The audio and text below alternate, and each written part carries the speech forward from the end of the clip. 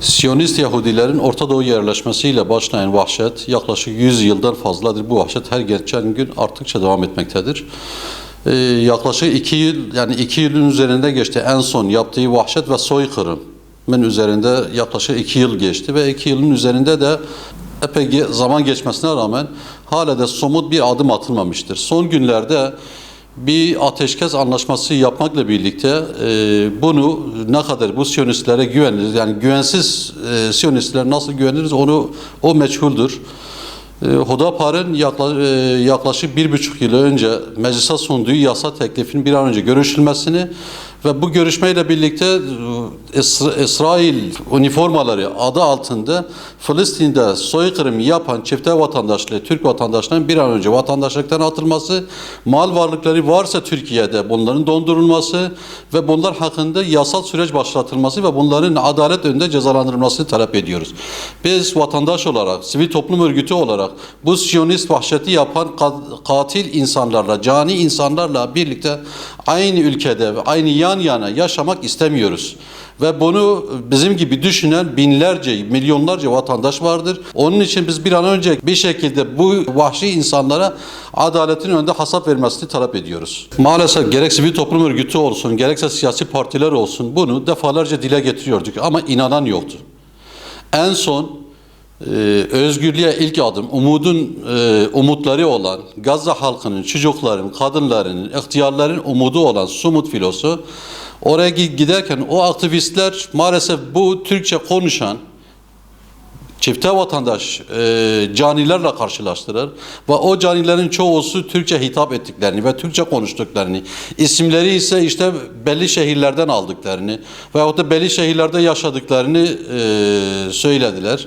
Bunun üzerine bu artık sabittir ve bu vahşeti yapanlar bizim ülkemizden gittikleri ve bu ülkemizden giderken dahi ülkemizin yetkililerinden gerek gizli olsun gerekse belki de bizim yani direktmen bizim Türkiye'den gitmemiş olabilirler, Avrupa'nın çeşitli ülkelerine gidip oraya gitmiş olabilir ama bu insanlar sonuçta gidip orada vahşetlerini yaptıktan sonra gelip burada dinlenmelerini biz istemiyoruz.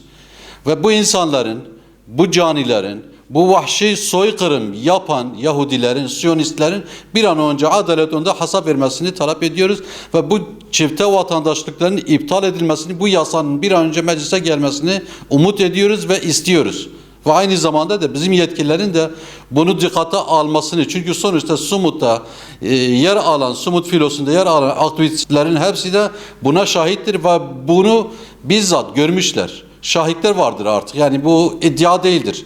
Bu bir kendileri, yani bu bir gerçektir. Şimdi bu Siyonistlerin vahşeti herhangi bir ırkla, bir dinle veyahut da bir şeyle alakalı değildir. İnsanlıkla bir alakası vardır.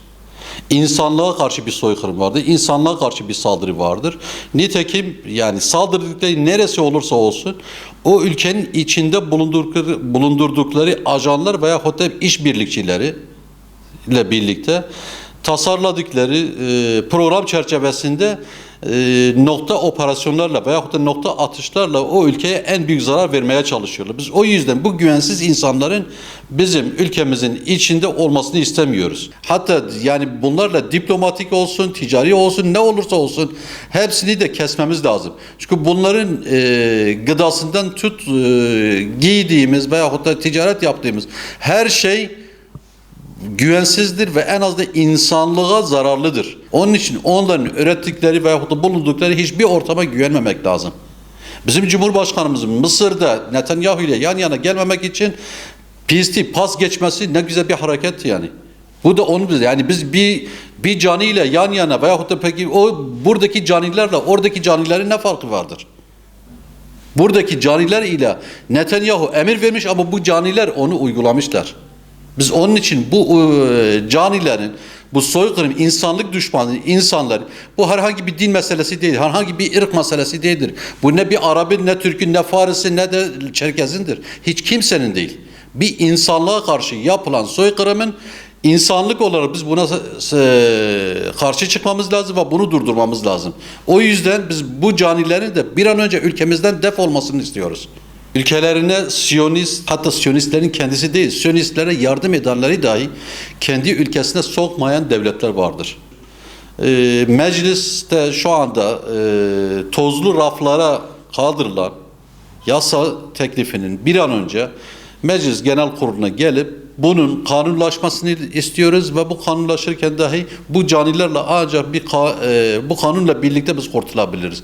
Çünkü bu bir insanlık dramıdır.